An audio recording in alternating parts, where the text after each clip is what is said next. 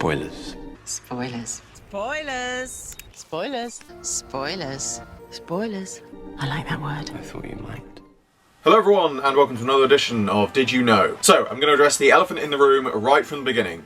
Everything talked about and addressed in this video is done so from an out-of-universe Easter egg perspective. I am not suggesting that Doctor Who and Red Dwarf exist within the same universe, and whilst I am a big fan of both shows, I have no intention to do any kind of fan theories on how the two are connected. Personally, I would much prefer them to be kept completely separate. The idea of a crossover doesn't interest me, and as such, that is how I intend to keep them. That being said, however, today's video is all about how the shows have had some connections over the years, and today I'll be focusing specifically on one of the most well-known classic references, but also a new series reference that some people may have missed. Most notably, some of the staff who have worked on Doctor Who in its classic era and also further into its new era also worked on Red Dwarf, such as Peter Ragg and Mike Tucker of the visual effects team. A long-standing rumour is that a miniature TARDIS appears in the Series 3 episode Marooned, with a behind-the-scenes photos confirming this. However, when the episode is watched, the TARDIS does not appear where it was supposedly placed. As a page on Easter eggs on the official Red Dwarf website reveals, the footage was cropped,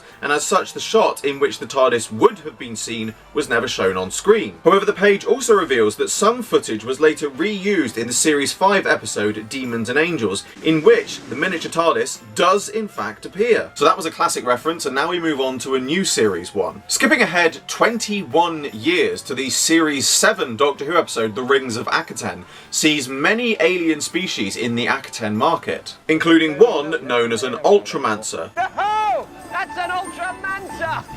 Who was also later on display in Hedwig's World of Wonders in Nightmare in Silver. Now, just before we get on to the link between Red Dwarf and Doctor Who on this front, we're going to sidestep a moment because this costume itself actually has a rather interesting history. The body of the costume is taken from the armour used on the Necromongers in the 2004 movie The Chronicles of Riddick, and was also used for the metal kind in the Series 5 episode of Sarah Jane Adventures, Sky. And the head was taken from the short-lived BBC game show Mission 2110, where it was used for the shades. Now skip ahead another 3 years to 2016, and the eagle-eyed Red Dwarf fans among you may have noticed that the Ultramancer costume made another appearance in the 6th episode of Series 11, Can of Worms, as the Mercanoid. The reason for this is that costume designer Howard Burden has worked on both the classic and new series of Red Dwarf, but was also costume designer for Doctor Who between 2012 and 2014, having also been the one who redesigned the 8th Doctor's outfit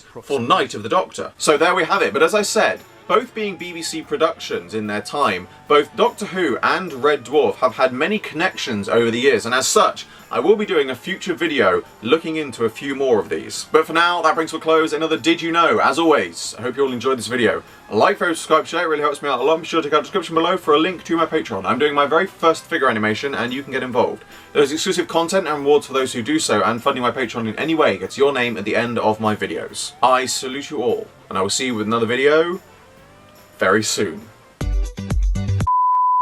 We have never watched Red Dwarf. We are not familiar with its content. We never watch anything on BBC Two.